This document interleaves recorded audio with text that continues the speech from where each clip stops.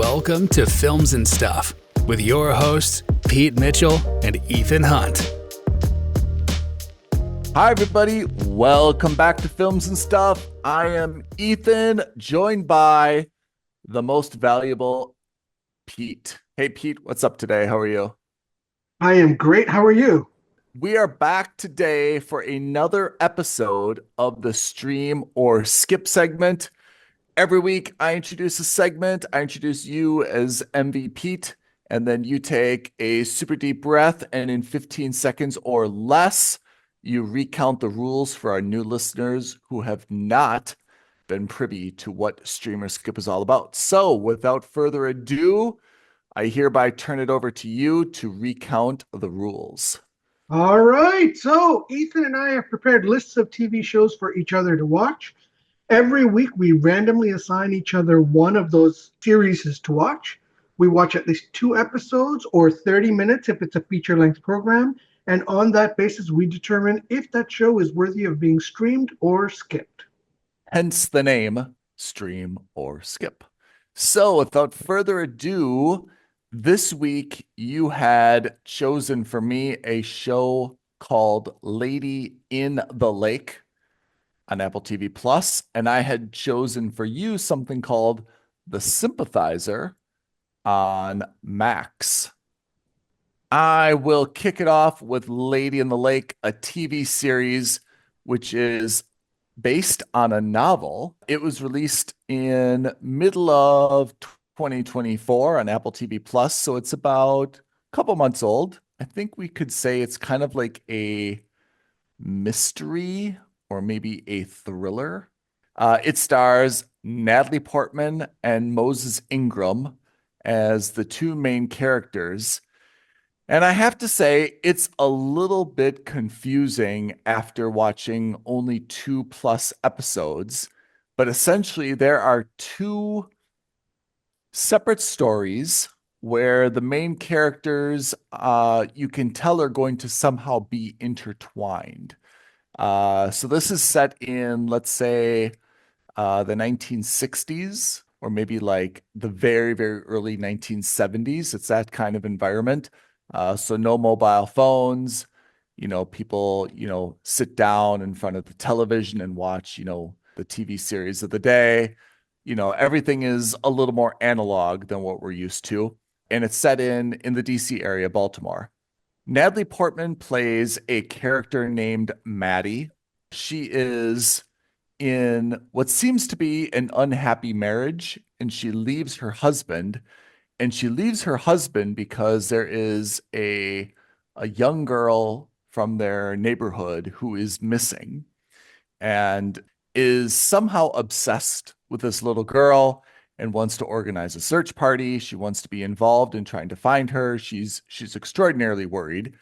And her husband is a little bit more chill about it, saying, wow, this is horrible. It's a tragedy, but it's not really our problem. You've got your own family here. You've got a son. You've got, me as your husband. You should kind of be worried more about your own home.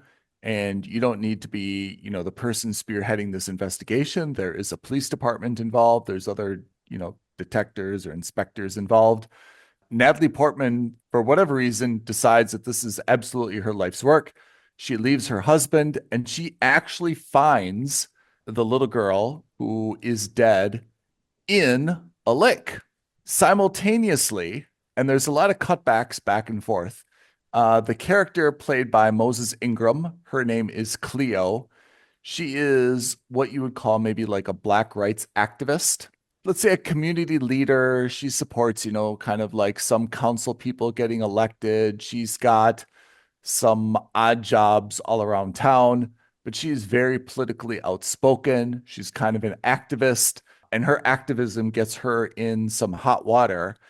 And while I've only watched 2+ episodes, Portman's character and the Ingram character have not yet really come like face to face, but you see that there are a lot of kind of threads that connect them. And you see in a lot of, let's say, scenes that kind of overlap or cross paths, can we say?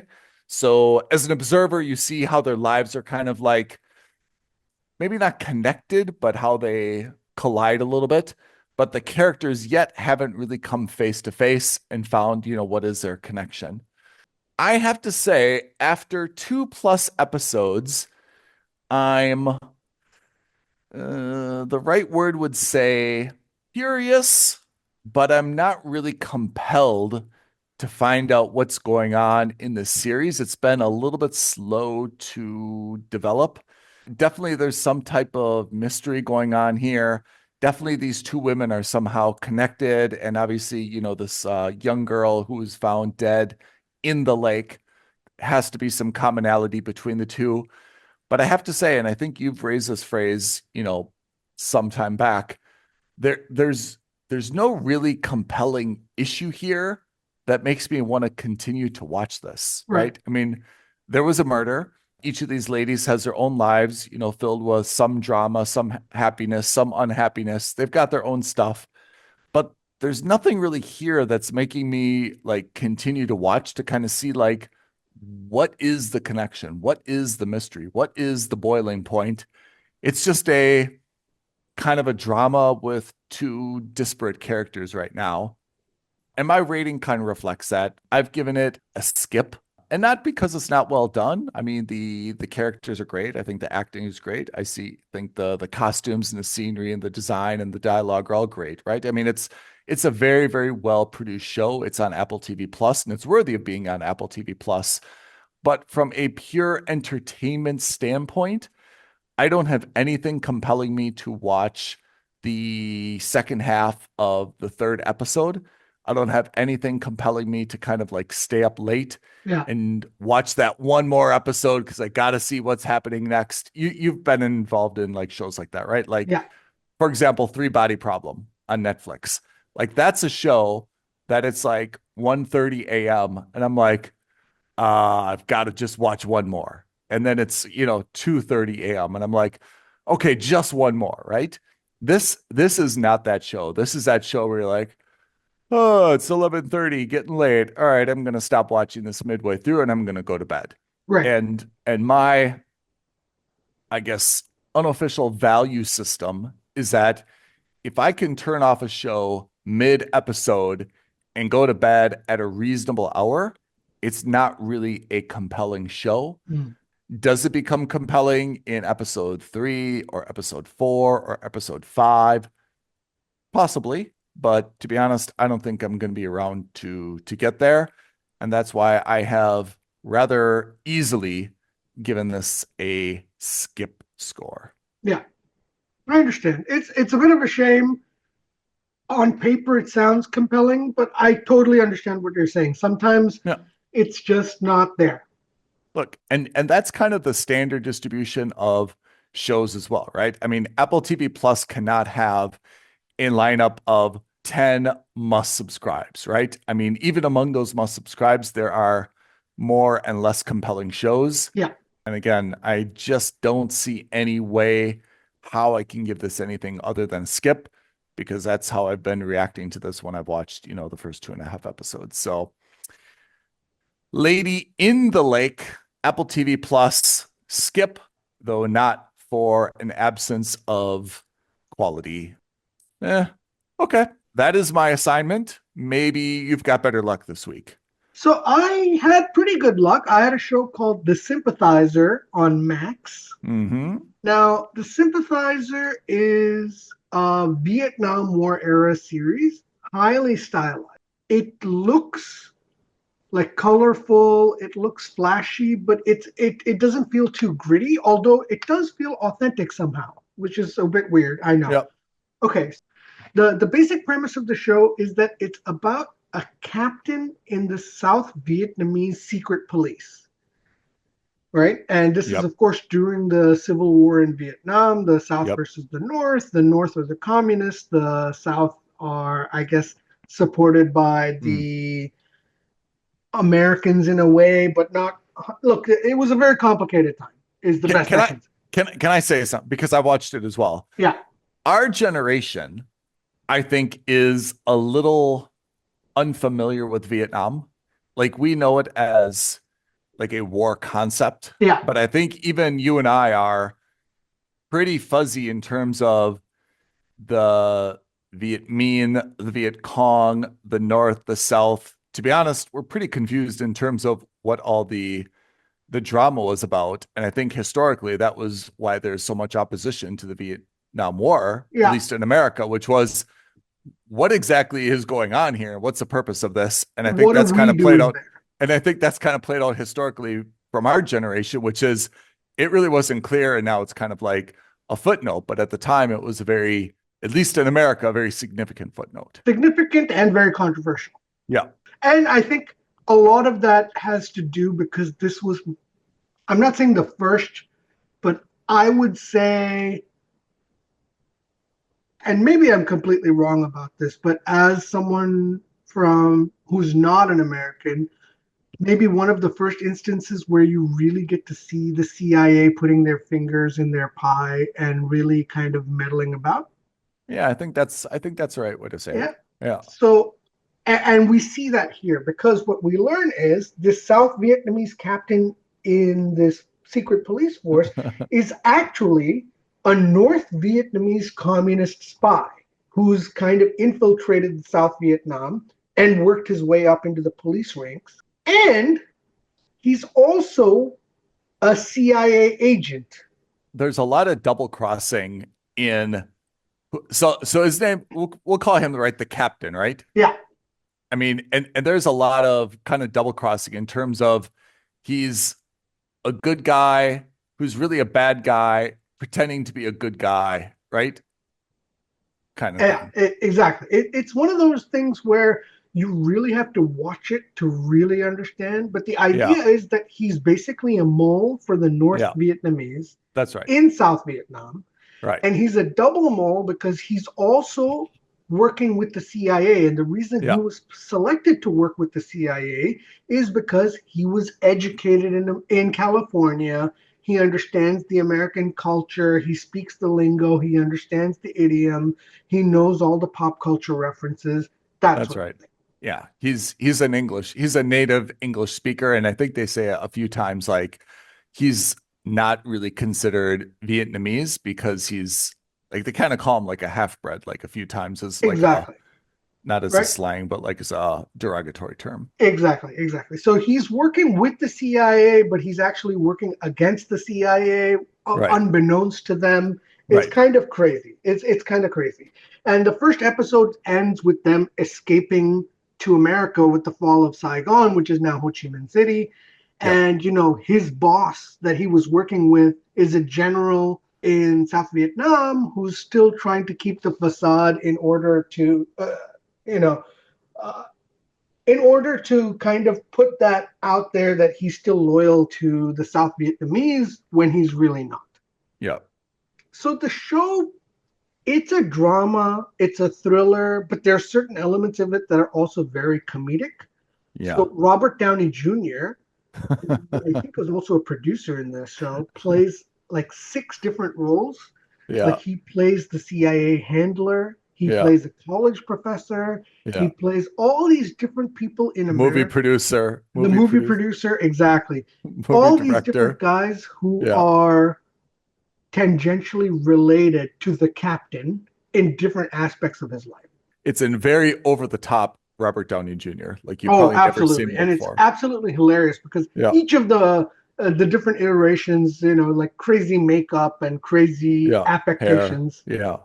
The set design is fantastic. It really does feel like 70s era Vietnam and America. It's got that vibe. It's one of those shows where if you don't watch it all in a row, I think it's actually a very bingeable show because it's not that easy to keep a track of who's who and what everyone's goal is.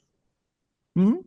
So I actually finished the series, and I started off by saying this is a mooch, then a must subscribe, then a mooch again, and I kept vacillating. And I think because I was vacillating so much, I would say that this is a very strong mooch, and that's where I'm going to stick it at. I would absolutely, to use one of your phrases, would not fight you if you told me that this is a must subscribe. But I, at the same time, would say, hey, I don't think this is a skip. I think it's a great show. I just don't know if you're going to love it or you're not going to love it as much, but you'll still enjoy it. Yeah, I think that's probably a pretty good way to say it. So I watched this at your behest because I think that initially, probably episode one, Yeah, you were a little bit over enthusiastic about it, yeah. if I may say. And I agree with you. I mean, there's only 7 episodes in this series, and I didn't finish it. I think I probably got through like 5. And I agree, it's very entertaining. I think there's nothing off-putting about it. You know, it's got some elements of comedy to it. It's got some intrigue to it. It's a little bit complex, but not overly impossible to follow. I like it, but I mean, I agree with you. I give it the same score I gave it a mooch, is that I just don't see what single thing it has going for it that makes it a must subscribe. You know, Yeah. it's not a ha ha laugh out loud, oh my God, is that clever kind of comedy. It's not this really complex, mystery or thriller where you've got to stay until the last episode to kind of see what the big reveal is or what the twist is or what the ending is. It's not this, tear jerking, love story or, emotional quest, where you're really like rooting for the character. It doesn't have that one, I guess, emotional element to it that to me makes it a must subscribe. It's a very clever series with really interesting characters about a topic that I never would have thought would, lend itself to having like a series around it. Mhm. But at the end, it was just kind of a whole lot of, I'm not really sure what the point is. It's a story, but it was kind of like an irrelevant story. I mean, it just didn't seem to be, especially within a historical context. It's not like it was ramping up to like the second, revolution in Vietnam. It didn't really have, like this anything to it that I thought was, kind of worthy of sticking around. So I think I gave up after, 5 episodes, all enjoyable episodes. But again, in the great scheme of like the entertainment and all the other things competing against it, I didn't find that there was like one hook that, got me to say like I've just got to see how it ends, Yeah. And that's, I don't know, like you said, that's kind of my definition of the distinction between a must subscribe and a mooch. Yeah. Lovely show. I mean, it's got a great premise. It's something different, and it's on Max. And I have to say, that's where Max's sweet spot somewhere should be, right? A very big name and Robert Downey Jr. doing something a little bit different and having, like a new premise or angle or something. I mean, that it seems like a good show that Max would take a flyer on. Yeah. All right. So that is this week's episode of Streamer Skip. We had a skip with Lady in the Lake. We had a mooch with the Sympathizer on Max. Yeah. Tell me about next week. Well, tell our audience, our listeners about next week, because I know what we've got. I'm pretty excited for it, actually. Yeah, that's right. So next week, you're watching Paradise, Yes. and I am watching the new comedy slash satire, The Studio, on Apple TV Plus. So Paradise, I didn't recognize that at all. And then I did a little bit of research and then it clicked. Have you heard of this before? I have not heard of it. So let's not give away spoilers before we've actually given away spoilers on our episode, but it's supposedly a little bit dystopian. And I read what is kind of like the thumbnail on it, and it seems like something that is right up our alley. I have to say, it makes sense that it's on Hulu. It would not make sense to me that it would be on Disney Plus. Right. I've got relatively high expectations for Paradise. This could be, after a string of kind of skips. I had Territory, I had Before, I had The Silent Sea, I had Lady in the Lake. This could be a good diamond in the rough. All right. So ladies and gentlemen, that is this week's episode of Stream or Skip. Pete, what are our social media, YouTube, and other creds so people can comment, ring the bell, and so forth. All right, tweet at us at F&S Podcast, DM us on Instagram at Films and Stuff Podcast, and as always, the best thing you can do, like this video, leave a comment below, and hit that notification bell. Well said, my friend. Pete, thank you for joining. Listeners, thank you for listening in, and we shall see you next week, next episode of the Films and Stuff Podcast. Thanks, everyone. Thanks, Ethan. Thanks, everyone. Bye now. Thank you for listening to another episode of Films and Stuff. If you haven't already, please subscribe and review on Apple Podcasts, Spotify, or wherever podcasts are downloaded. Films and Stuff. There is no substitute.